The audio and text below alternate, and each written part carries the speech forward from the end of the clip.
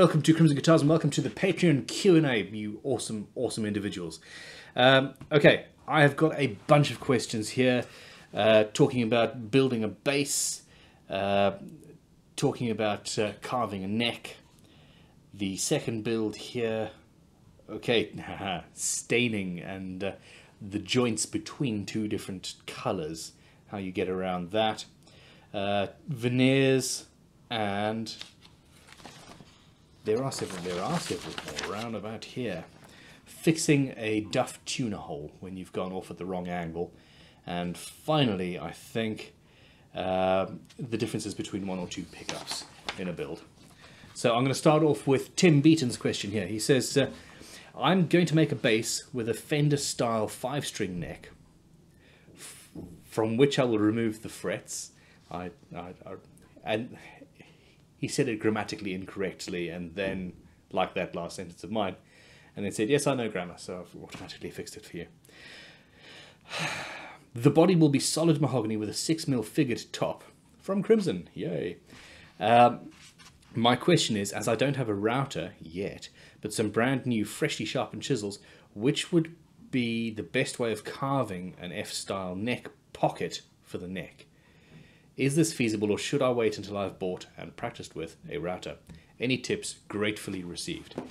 If you are going to be buying a router and a bearing cutter, buy a router and a bearing cutter and just go straight to that point. That is the tool you need for the job. It's the correct tool and you might as well just do it.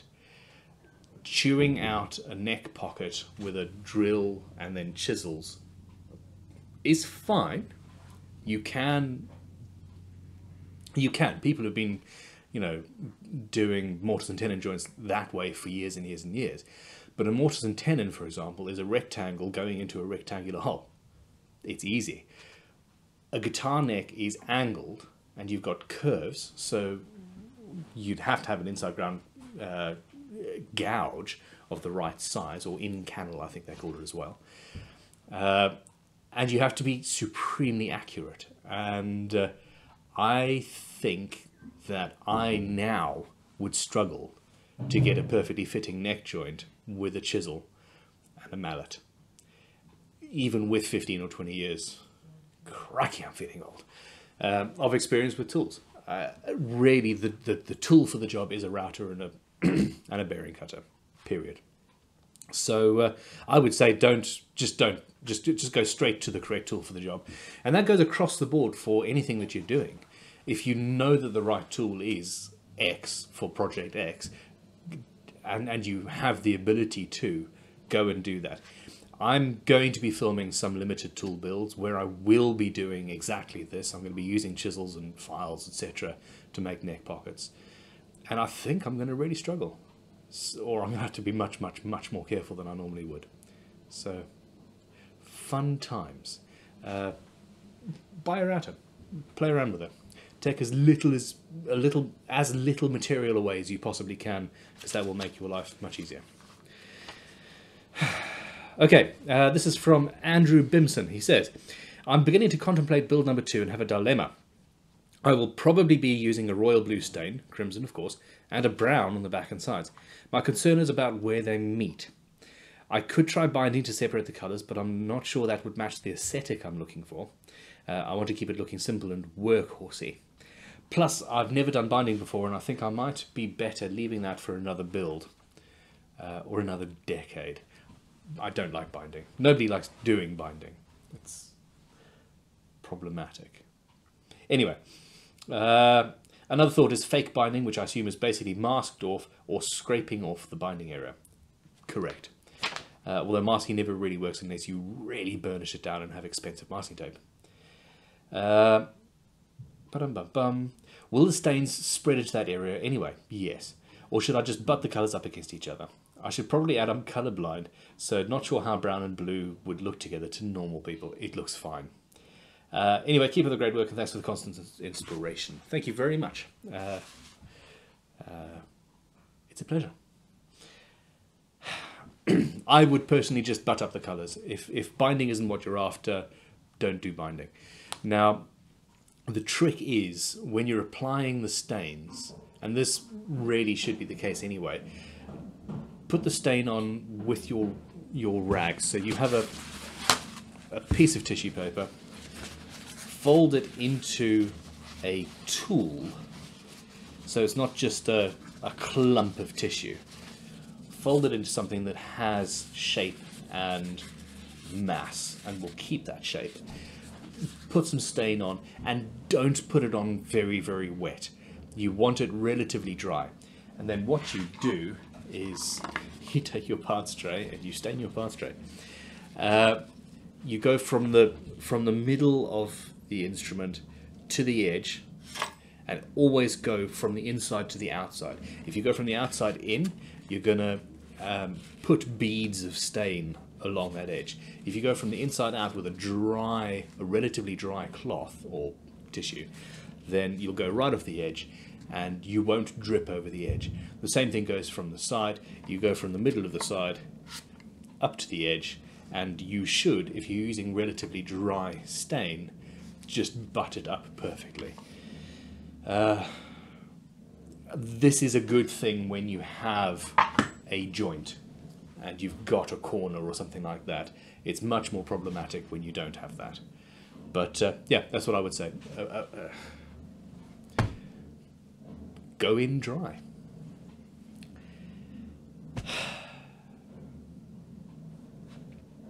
Anyway, okay, there we go. This is a question from Beardy Ben. He says two questions. This is two questions from Beardy Ben. In your opinion, what is the ideal thickness for a veneer top, and are you going to produce a set of crimson-handled screwdrivers and Allen keys? Yes, at some point. It's been on the list for a long time. I don't think there are enough screwdrivers and Allen keys, etc. available that we don't really need to, although our handles are pretty awesome, so maybe. Okay, now, what is the ideal thickness for a veneer top? 6mm, 1/4 inch. I don't think that affects tone particularly, but I do think that it is necessary. Anything less than that feels like you've just gone to a veneer farm and you're purely doing it for the aesthetics. When I'm using a 6mm thick top, I am purely doing it for the aesthetics, but it doesn't look that way. I don't know, it feels a little bit less fake. That's weird.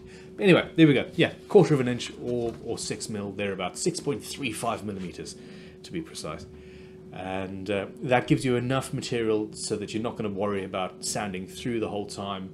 It's dent resistant, etc, etc, etc. And that's where I stand on that matter. Okay, here's a question from Bizman62. Aha. The tuner hole for the low E string didn't end up as planned. It is now like an oval funnel widening on the bottom side of the headstock. It won't be visible under the tuner. Would epoxy putty be good enough filler, or would it be too springy and thus kill the vibration of the string? Wood dust and glue would obviously be another alternative, since the walls of the hole are too uneven for veneer. That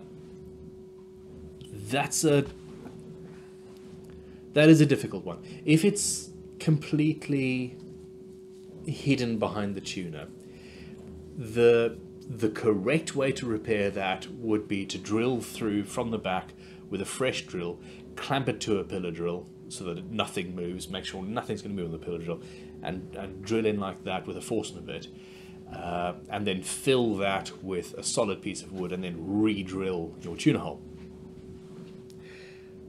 That's the proper way to do it. That does make the hole bigger and mean that you might actually end up seeing it from behind the tuner. Another alternative is to do all of that and then put a veneer on the back of the headstock before you re-drill, and then you can't see anything and it looks like, hey, he's gone to the trouble of putting a nice pretty veneer on the back of this headstock. He's an awesome luthier. Wow. Many wows. So that's something that I have done before. Recently. Not because I misdrilled the tuner hole, but a CNC on a guitar went wandering where it shouldn't and needed repair. So So there's that. However, dust and glue does work. And if you're not too worried about somebody taking the tuner off at some point and saying, oh, look at this, just fill it with dust and glue. I would put super glue in, pour some dust in, tamp it down so it's solid, wait for it to cure, and then build it up in that way. And then re-drill. Yeah, what was your other option there? Where are we? Oh, epoxy putty. Yeah. Milliput, for example, is something that wood turners use quite a lot. And that actually dries really hard.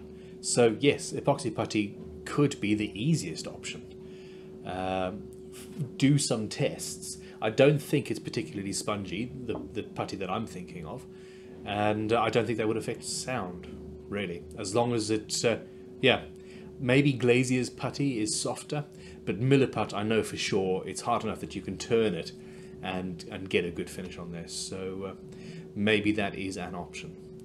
I'm going to move on to the next question now then. This one is from CJC Guitars. He says, are there any advantages in just using one pickup instead of two?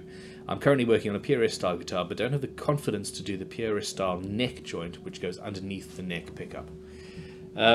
First of all, that neck joint is actually really easy. If you've done a neck joint of any sort before, it's router template. Do the neck joint before you route the pickup, and either way, as long as you're careful with the router and don't go into the next cavity, it should be fairly straightforward. However, yes, there are differences. I like single pickup guitars. Hell, I'm building a single pickup guitar, or I have just built.